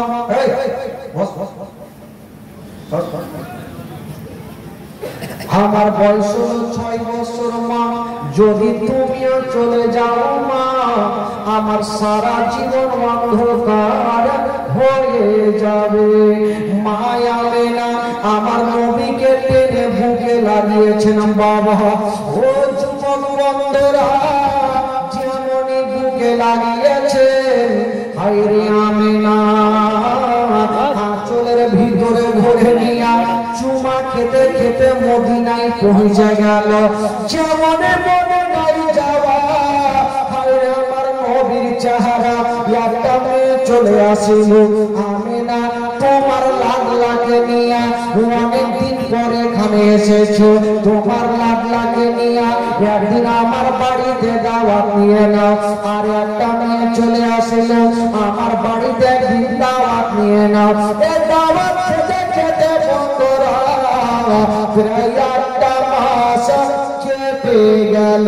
আচ্ছা বলুন তো বাবা, জানাবে আব্দুল মুত্তালিব আমিনাকে কদিনের ছুটি দিয়েছিল? এক সপ্তাহ ছুটি দিয়ে যখন 1 মাস কেটে গেল, মা আমিনাকে জিজ্ঞাসা করছেন, আমিনা, আচ্ছা তুমি কি দিন মুক্তি করেছো যে মাথা থেকে আসাজকে কদিন কাটলো? বললো না, আমি তো করি না। ওরা কদিন কাটলো? উম্মায়মান বলছেন, আমিনা আজকে মাথা থেকে আসা প্রায় 8টা মাস কেটে গেল। কথা বলা হায়রে হবে না, মাথার উপরে মনে বছর ছেড়ে গেল। আল্লাহ জানি না আমার শ্বশুর দেরি করো না, সামান পত্র বেঁধে না, আমি শ্বশুর আব্বার কাছে ঘুরে যাব। হাইরে আমিনা কাঁদছে আর বলছেন, আল্লাহ আমার শ্বশুর আব্বার সঙ্গে আমার দেখা হবে, কত আনন্দ পাবে আমার শ্বশুর আব্বা। আমার আল্লাহ বলছেন, আমিনা আমি আল্লাহ তোমাকে মাক্কার যেতে দেব, মাক্কা পৌঁছাতে দেব না। মায়ামেনা সমস্ত সামান পত্র বেঁধে নিয়েছে, আবার দুলদুলে চেপে গেল। মদিনাকে সালাম করে আবার মক্কা রাস্তা রওনা দিয়েছে। মা গো শোনো মা, কলেজা খানা চুরচুর হয়ে যাবে মা। যেমনই রওনা দিয়েছে, একটা বিশাল বড় জঙ্গলে এসে আমার নবীকে চোখের ভিতরে ভরে আছেন আমিনা। আর 2টা চোখ যেন বারবার করে চতুর্দিকে তাকিয়ে তাকিয়ে দেখছে, মনে হচ্ছে কি এমন জিনিস হারিয়ে গেছে। আমার নবী জিজ্ঞেস করছেন, মা তুমি তো রাস্তাতে কখন আসনি মা, আজকে চতুর্দিকে তাকিয়ে তাকিয়ে কি দেখছো মা? তোমার কি কিছু হারিয়ে গেছে মা? আমিনা বলছেন, বেটা তুমি কিছু বুঝলে না, লাল এসো আমার বুকে এসো। মা আমিনা বলছেন, বেটা একটু আগিয়ে চলো। যেমনই যেতে নাই, হঠাৎ করে আয়মানকে বলছেন, আয়মান একটু দাঁড়িয়ে যাও। আয়মান বলছেন, আমিনা জঙ্গলে কেউ নেই, কেন দাঁড়াবো? বলছে একটু দাঁড়িয়ে যাও, আমার মনটা ভালো করে না, গাছের তলাতে যাবো। মায়ামেনা যেন বাবা দুলদুল থেকে নেমে গেল, আর ওই একটা গাছের তলাতে পৌঁছে গেছেন বাবা। যেমনই গাছের তলাতে আমেনা বসলো, আমেনা বসে যেন বেলা দাঁড়িয়ে মুঠি মাটি নিয়েছে হাতে। যেমনই এক মুঠি হাতে মাটি নিয়েছেন বাবা, ওই মাটি খানা নিয়া আমেনা যেন না খেলা দিয়েছে। আর না খেয়ে লাগার পরে যেন বাবা কাঁদতে আরম্ভ করলেন, ডুবরে ডুবরে আমেনা কাঁদছেন, কান্না বন্ধ হয়নি। আমার কবে 6 বছর বয়সে উম্মে আইমানের কাছ থেকে আসলো, মার হাতখানা জড়িয়ে ধরেছে, মা গো তুমি কাঁদছো কেন? কি এমন হয়ে গেল মা? হঠাৎ করে মাটি শোনার পরে না খেয়ে লাগার পরে তুমি কাঁদছো কেন মা? এই কথা বলতে নাই আমেনার কলেজা খানার যেন ফেটে গেল। বলছে পরে লাল্লা দুলারা আমি কেন কাঁদছি রে বেটা? এই কথা যদি তোমাকে বলি তোমার পা থেকে জমিন সরে যাবে বেটা। মা গো কি আছে মাটিতে? আমেনা কেন মাটি নিয়ে কাঁদতেছিল বেটা? যে মাটি আমেনা হাতে নিয়ে শুয়ে দেখছেন গো, যে গাছের তলার মাটি আমেনা উঠিয়েছে, ওই গাছের তলাতে মা আমেনার স্বামী হযরতে আব্দুল্লাহর ইন্তিকাল হয়েছিল।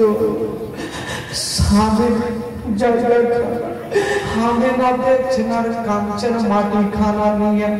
আল্লাহ আমার স্বামীর পেটে এখানে ব্যথা উঠেছিল, ছটফট করে কাঁদতেছিল।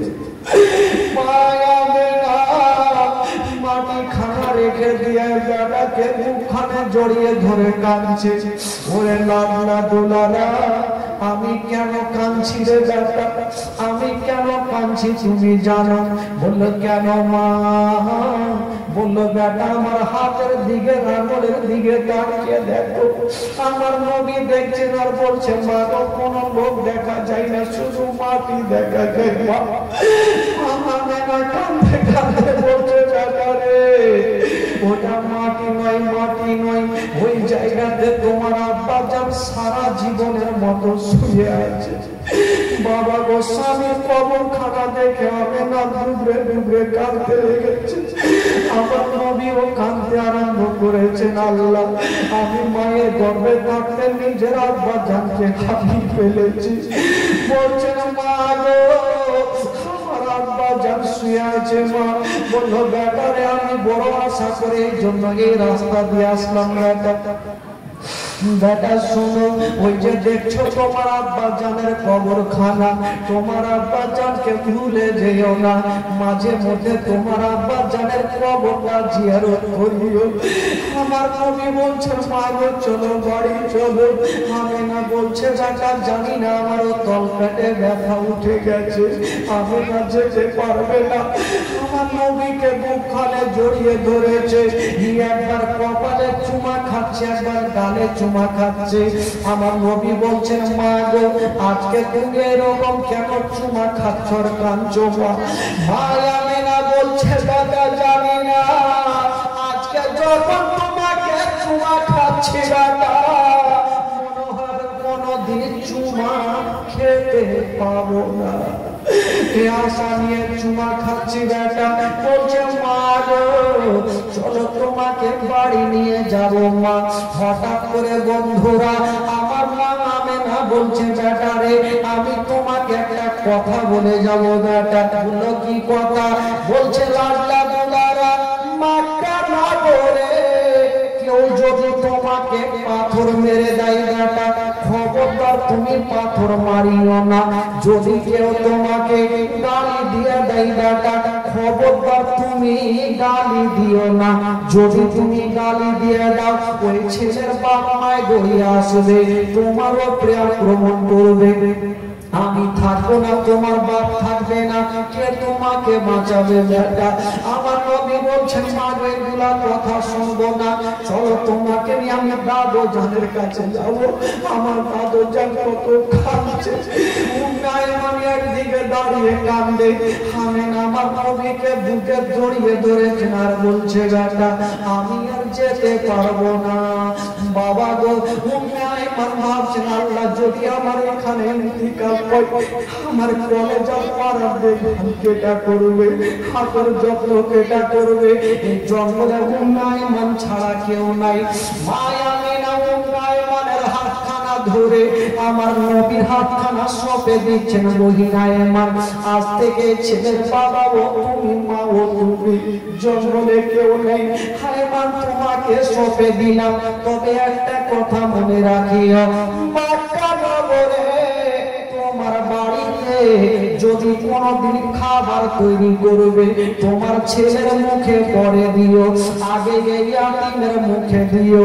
যদি কোনদিন নতুন জামা তৈরি করবে, তোমার ছেলের গায়ে পরে দিও, আগে ইয়াতীমের গায়ে দিও। যেন বলে মনে না হয়, মা বলে মনে না হয়। মুম্বাই মান বলছে না, তুমি চিন্তা করো না, আমি মার মতো ভালোবাসবো, জীবনে মনে বলে দেবো না। এই ছেলের বাবা বেঁচে নাই, এই ছেলের মা বেঁচে নাই, এই কথা বলতে নাই। মা আমেনা ওই গাছের তলাতে লম্বা হয়ে শুয়ে গেছেন, চোখটাকে বন্ধ করে নিয়েছেন। আমার নবী 6 বছর বয়সে মাকে দেখছেন, বাবা আমার মা কেন চোখটাকে বন্ধ করছেন? নবী ভাবছেন আল্লাহ হয়তো মা অনেক দূর থেকে এসেছে, হয়তো খাসতে গেছে, তাই আমার মা একটু আরামে ঘুমিয়ে গেছে। মা একটু আরাম করে নিয়ে আমি যাব আর আমার আব্বা জানের কবরটা জিয়ারত করব। জিয়ারত শেষ হবে, এদিকে মায়ের ঘুমটা ভাঙবে। মাকে বুকে করে নিয়ে আমি দাদু জানের কাছে পৌঁছে যাব।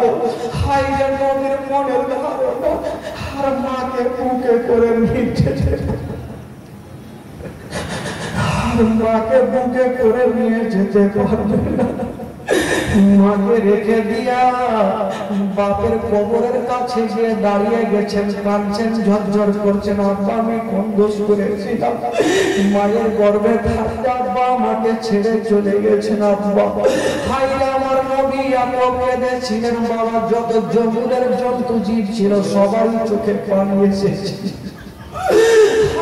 আমার নবীর চোখ দিয়ে পানি থামে না।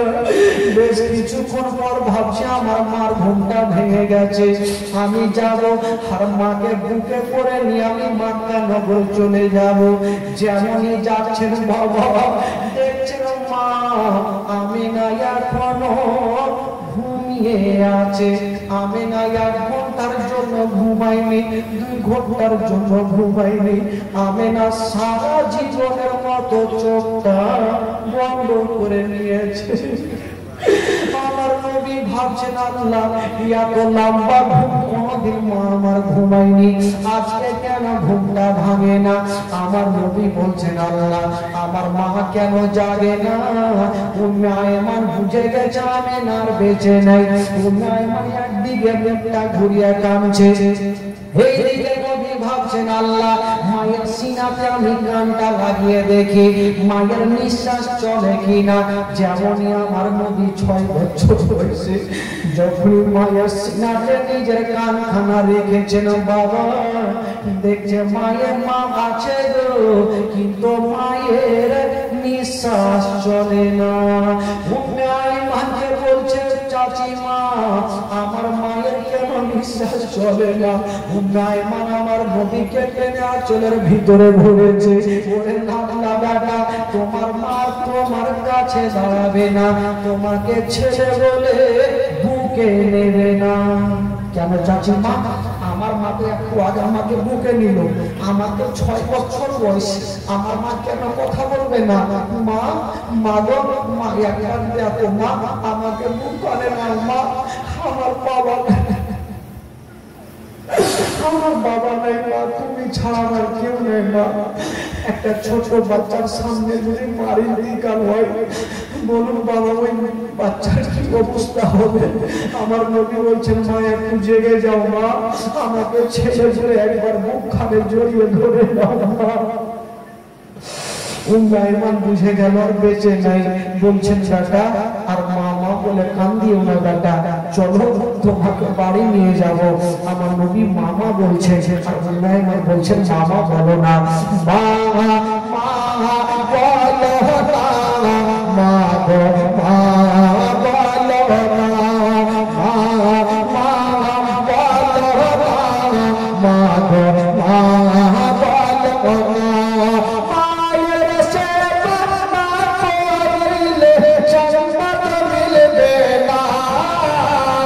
মা মা মা গো মা বলো না মা মা বলো না মা গো মা বলো না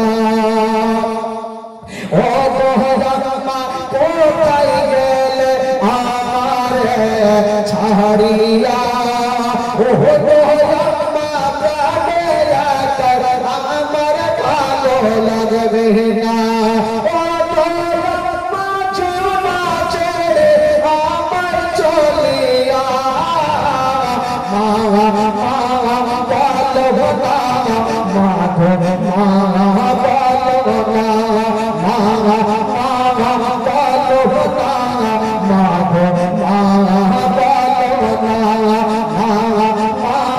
বলো না মা গো মা বলো না মায়ের সেবা করিলে নেকি মিলবে না মা বলো না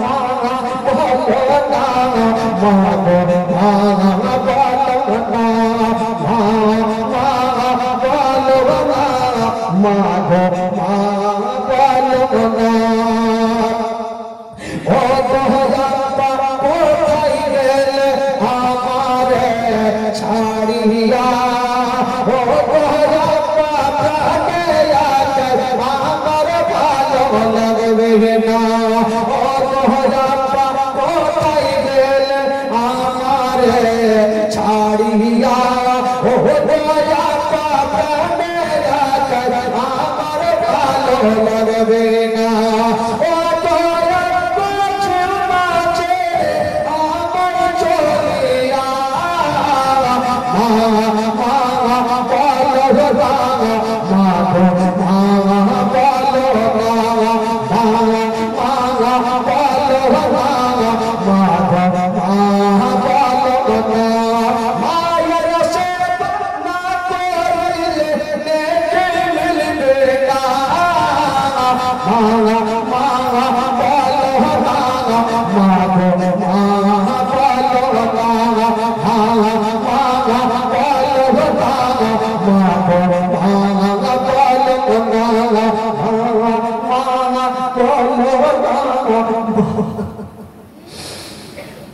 আমার নবীকে বলছেন বেটার মাথা বলি হাজার হলো মার চোখের সামনে বাবা শুয়ে আছে আমার নবী দিলখানা থামবে কেমন করে একদিকে বাপের কবরখানা দেখছে একদিকে মায়ের লাশখানা দেখছেন বলুন আমার নবীর দিলখানা কত কাঁদছে আমার নবী বলছেন চাচি মা আমি মাকে ছেড়ে কেমন করে দাদু জানের কাছে যাব উম্মে আইমান আমার নবীকে টেনে বুকে লাগিয়েছে বেটা চলো বাড়ি চলো হাজার হলো মাকে হারিয়েছি আমার নবী বাবা মাকে ছেড়ে যেতে এক কদম আগে বাড়াই না বেরাদার বন্ধুরা ও যুবক ভাইরা যারা মাকে হারিয়েছেন গো যারা বাবা মা জগতে বেঁচে যায় আর দুনিয়াটা অন্ধকার বাবা পৃথিবীটা সব খুঁজে পাবেন কিন্তু মার মতো একটা মা খুঁজে পাবেন না আমার নবীর মাকে হারাইয়া ডুবরে ডুবরে কাঁদছে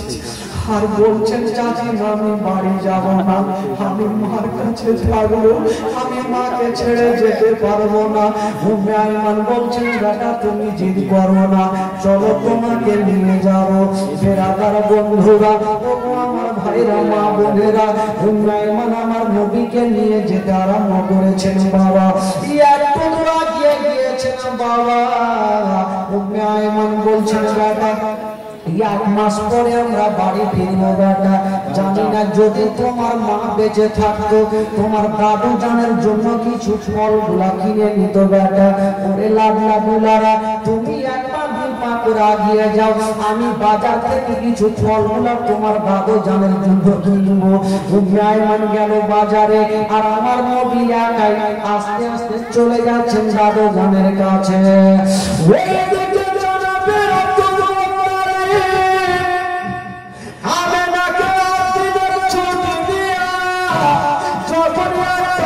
কেটে গেছে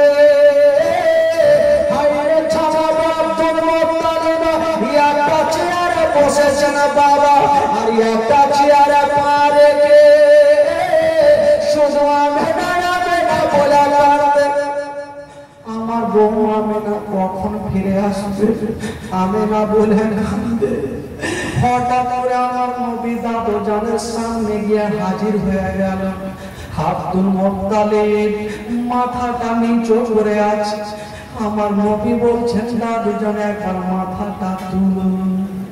যেমনই বাবা গো আব্দুল মুত্তালিব মাথা তুলেছেন, হঠাৎ করে দেখছেন আমার নবী মার জন্য এত কেঁদেছেন। বাবা আমার নবীর দুটা চার চোখ যেন লাল হয়ে গেছে, ফুলে গেছে।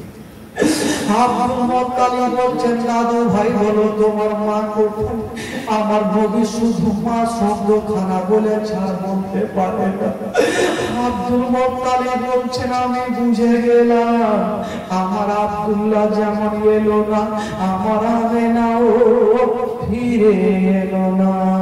আব্দুল মুত্তালিব আমার নবীকে বুকে নিয়েছেন। বাবা আমার নবী কাঁদতে কাঁদতে বলছেন দাদু জান আমার মাকে আমি বুকে করে আনতে পারলাম না, মাকে মারিয়ে চলে আসলাম। দাদু জান আমার দুনিয়াটা অন্ধকার হয়ে গেল। আব্দুল মুত্তালিব আমার নবীর মাথায় হাত দিয়েছে। দাদু ভাই তুমি কাঁদিও না, চোখের পানি ফেলিও না, আমি তোমার দাদু জান এখনো বেঁচে আছি। আমার কলেজা তোমার কদমের নিচে বিছিয়ে দেব, কিন্তু তোমার কোনোদিন কষ্ট হতে দেব না। আব্দুল মুত্তালিব আমার নবীকে বুকখানে লাগিয়েছে। হাজার হলো আমার নবী মাকে হারিয়েছে। ডুবরে ডুবরে কাঁদছেন। আব্দুল মুত্তালিব বলছেন দাদু ভাই তুমি কাঁদিও না, আমি সব সহ্য করিব, তোমার চোখের পানি সহ্য করব না। হায় রে জনাবে আব্দুল মুত্তালিব আমার নবীকে বুকখানে জড়িয়ে ধরে ছাড়া বাবা ডুবরে ডুবরে কাঁদছেন। আমার নবী সান্ত্বনা দিচ্ছেন দাদু ভাই তুমি কপালে যেটা লেখা থাকবে সেটা হবে ভাই। একদিন আমাদের তোমাদের সবাই সময় আসবে, সবাইকে দুনিয়াটা ছেড়ে যেতে হবে। আমার নবী বলছেন দাদু জান আমি তো মার গর্ভে থাকতে নিজের আব্বাকে হারালাম, আমি তো দুনিয়াটা কেমন করে ঘুরলাম না, আমি 6 বছর বয়সে যে মাকে হারালাম, আমি কেমন করে জীবনটা আমার অন্ধকার হয়ে গেল। দাদু জান আব্দুল মুত্তালিব বলছেন রাত্রিবেলাতে চিন্তা করছেন আল্লাহ জানি না আমার নবীকে পাশে নিয়ে বাবা বিছানাতে শুয়ে আছে, কিন্তু হঠাৎ করে দেখছেন আমার নবীর চোখ দিয়া পানি। আব্দুল মুত্তালিব ভাবছেন আল্লাহ জানি না আমার দাদু ভাই মনে ভাবছে আমার মা যদি থাকতো আমার মায়ের বুকে মাথাটা দিয়ে ঘুমাতাম। আমার মা নেই বলি আমার দুনিয়াতে কিছুই নাই। আব্দুল মুত্তালিব মনে মনে ভাবছে জানি না এই আমার পোতার জানি না যদি মনের এই ধারণা হয়। আব্দুল মুত্তালিব বলছেন দাদু ভাই চিন্তা করো না, তুমি আমার বুকে মাথাটা দিয়ে আরাম করো। আব্দুল মুত্তালিব আমার নবীকে নিয়েছেন। বাবা আমার নবী 6 বছর বয়সে দাদু জানের বুকে মাথাটা দিয়েছেন। বাবা বেরাদার বন্ধুরা আমার নবীও ঘুমাই না, আব্দুল মুত্তালিবও ঘুমাই না।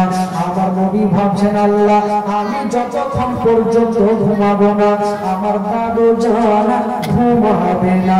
আমার নবী দাদু জানের বুক থেকে মাথাটা টেনে বিছানাতে চোখটা শুধু বন্ধ করেছেন। আব্দুল মুত্তালিব ভাবছেন জানি না হয়তো আমার পোতা ঘুমিয়ে গেছে, ঘুমিয়ে থাক।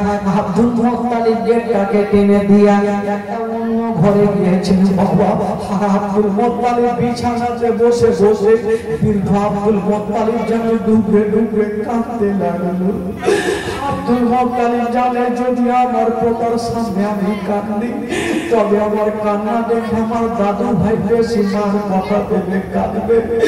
আব্দুল মুত্তালিব বলছেন আল্লাহ আমার ছেলে আব্দুল্লাহ ছেড়ে চলে গেল, আমার আমেনাও ছেড়ে চলে গেল।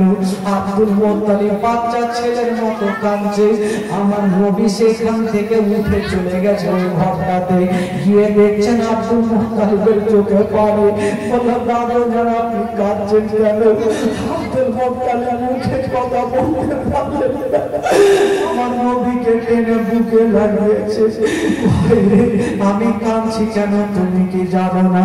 আমার নবী বলছে, দাদু জান আমি সব কিছু জানি, তবে দাদু জানের চোখের পানি আমার নবী মুছে দিচ্ছেন। বাবা 6 বছর বয়সে মুছে দিয়ে বলছেন, দাদু জান আপনি চোখের পানি ফেলবেন না, আমি সব সহ্য করিব, কিন্তু দাদু জান আপনার চোখের পানি সহ্য করব না। আব্দুল মুত্তালিবকে বলছেন, দাদু জান চলুন আমার মায়ের জন্য দোয়া করব। বাবা গো, মা বাবার জন্য আমার নবী মুস্তাফা হাত তুলছেন। বেরাদার যুবক বন্ধুরা, আজকে এমন কেউ আছে ভাই নিজের বাবা মা কবরে শুয়ে আছে, ভাই নিজের বাপ মার জন্য একটু দোয়া নেওয়ার জন্য যদি পারেন পবিত্র সভা থেকে মাত্র 500 করে টাকা আমি 10টা খোদার বান্দার কাছে নেব, যারা মা বাবাকে হারিয়েছেন শুধু মা বাবার জন্য 500 করে টাকা যদি পারেন বাবা একটা খোদার বান্দা দাঁড়িয়ে যান, হুজুর আমি মাকে ভালোবাসি, মার জন্য একটু দোয়া করে দেন। নিজের সন্তান যদি বাবাকে মাকে হারিয়ে থাকে, ওই মা কবরে শুয়ে আছে আর বলছেন, আল্লাহ অমুক জায়গার জীবনীতে আমার সন্তান যদি 500 টাকা দান করে দিত আমি জান্নাতি হয়ে যেতাম। যারা মাকে ভালোবাসে একটু পরিচয় দেন বেরাদার, একটা কোন খোদার বান্দা একটু হাত ধরুন, মাত্র 500 টাকা। আমার নবীর মোহাম্মতে আমার নবী নিজের মাকে হারালেন। বাবা গো, মা হারার ব্যথা আমার নবী কেমন জানেন বেরাদার? যারা মাকে হারিয়েছে তারা ভালো করে জানে মা হারার ব্যথা কেমন, বাবা হারার ব্যথা কেমন। বেরাদার প্রথম বেরাদার একটা খোদার বান্দা মাত্র 500 করে টাকা শুধু মার জন্য দিয়ে যান, তো আপনার মার জন্য দোয়া করে দেব। ভাই আমি কেন গোটা মাহফিল যদি আপনার মার জন্য দোয়া করে আল্লাহ পাক আপনার মাকে জান্নাতি করে দেবে। হবে না ভাই? একটা কোন খোদার বান্দা আছে 500 টাকা দিতে পারবে? একটু মন থেকে ভাই, জবরদস্ত নিতে না, কারণ এটা হচ্ছে জান্নাতি বাগিচা, জান্নাতি মাহফিল। একটা কোন খোদার বান্দা মাত্র 500 টাকা হবে না ভাই? একটু হাত তুলে। আমি জানি কোন যোগ্য মায়ের যোগ্য বেটা মাত্র 500 করে টাকা দিতে কেউ বাবা গো কেউ হেলা করবেন না ভাই। মার জন্য এই যে একটা ভাই আমার হাত তুলেছে, কমিটি ভাই যান, ওই যে ভাই আমার হাত তুলেছে, বাবা একটু হবে না ভাই? একটা কোনো পিছন থেকে কোনো খোদার বান্দা নেই যে মার জন্য 1000 টাকা দিতে পারবে? একে হবে না ভাই? 1000 টাকা একটু দোয়া করবো ভাই, খোদার কসম আজকে দোয়া করবো যে দেবেন ভাই 1000 টাকা মার জন্য কোন একটা যোগ্য ভাই যোগ্য টাকা দিতে পারবেন ইনশাআল্লাহ রাজি। আসুন দেখি আমার নবীর মাকে হারিয়ে ঝরঝর করে কাঁদছেন বাবা গো, আজকে মার জন্য আমার নবী হাত তুলে দোয়া করবে, সে কি শামিল হবে না ভাই? 1000 টাকা আলাউদ্দিন শেখ 500 টাকা দান করেছে। আসুন ভাই জন্য সবাই হাত তুলে দোয়া করুন, হাত তুলে আল্লাহ হবে। আল্লাহ গো আলাউদ্দিন শেখ সাহেব এই পবিত্র সভাতে মানবো 500 টাকা দান করেছেন আল্লাহ। আল্লাহ যে আশা নিয়ে দান করেছেন মানবো আল্লাহ তার দানকে তুমি কবুল করে নাও মাওলা। তোমার নবীর মহব্বতে উনি দান করেছেন মাওলা। আল্লাহ যে আশা নিয়ে দান করেছেন মাওলা, তার বাড়িতে মাওলা কেউ যদি অসুস্থ হয়ে থাকে মাওলা, আল্লাহ তার বাড়িতে অসুখটাকে দূরে সরিয়ে দিও মাওলা, তাকে তুমি সুস্থ বানিয়ে দিও মাওলা, তার বাড়িতে রুজি রোজগারে আল্লাহ তুমি বরকত দান দিও মাওলা। আল্লাহ যারা এখানে বসে আছেন মাওলা তাদের মনের তালাটাকে তুমি খুলে দিও মাওলা, তাদেরকে বেশি বেশি দান করার তৌফিক দান করে মাওলা। আমির সম্মানে বাহাদুর লা ইলাহা ইল্লাল্লাহ মুহাম্মাদুর রাসূলুল্লাহ সাল্লাল্লাহু তাআলা আলাইহি ওয়াসাল্লাম। এই যুবকেরা একটা কোন খোদার বান্দা 1000 টাকা হবে না ভাই? একটা কেউ নাই এই যোগ্য না যোগ্য বেটা একটা কেউ পরিচয় দিতে পারবেন না যে পবিত্র সভাতে জান্নাতি বাগিচাতে 1000 টাকা যদি আজকে না থাকে ভাই আপনি কালকে দেবেন। একটা কেউ মাকে যে ভালোবাসে একটু পরিচয় দিবেন না যে হুজুর আমি মাকে ভালোবাসি, মা আমার জন্য এত কিছু করে গেছে, আমি মার জন্য করবো না? একটা মার জন্য একটা যুবক ছেলে পকেটে টাকা নিয়ে ঘুরছেন ভাই, কিন্তু এই পবিত্র সভাতে জেনে বলা একটা কোনো খোদার বান্দা আছেন ভাই 1000 টাকা আমি জানি হবে। মা গো, আপনাদের মধ্যে 500 করে টাকা মা নিজের স্বামীর জন্য মা গো। মা আমি না স্বামী হারিয়ে দেন মা। মা গো, যার স্বামী নেই তার দুনিয়াতে কিছু নেই মা। 500 করে টাকা আমি 3টা মার কাছে নেব। আচ্ছা, নাম বলতে নিষেধ করেছে। সুবহানাল্লাহ। এক চাচা মা 500 টাকা দিয়ে পাঠিয়েছেন। সুবহানাল্লাহ। একটু দোয়া করেন, যেই দেব আজকে সবারই জন্য দোয়া হবে। আল্লাহ গো রব্বুল আলামিন মওলা, এক চাচা আমার 500 টাকা দান করেছেন আল্লাহ। উনি নাম বলতে নিষেধ করেছেন মওলা। আল্লাহ তুমি তো তার নাম জানো মওলা, যে উদ্দেশ্য দান করেছেন মওলা, তার মনের উদ্দেশ্যটা তুমি পূরণ করে দাও মওলা। আল্লাহ তার বাড়ি থেকে অসুস্থভাবে সুস্থ বানিয়ে দাও মওলা। তার বাড়িতে রুজি রোজগার তুমি বরকত দাও মওলা। আমি সব মানুষ লা ইলাহা ইল্লাল্লাহ মুহাম্মাদুর রাসূলুল্লাহ সাল্লাল্লাহু তাআলা আলাইহি ওয়াসাল্লাম। হবে না ভাই? একটা 1000 টাকা নাই তো বড় মাহফিলে একটা কোনো খোদার বান্দা নাই 1000 টাকা দিনা বলা। যদি আজকে না থাকে আপনি কালকে দেবেন। একটা কোনো খোদার বান্দা হবে? এই যে একটা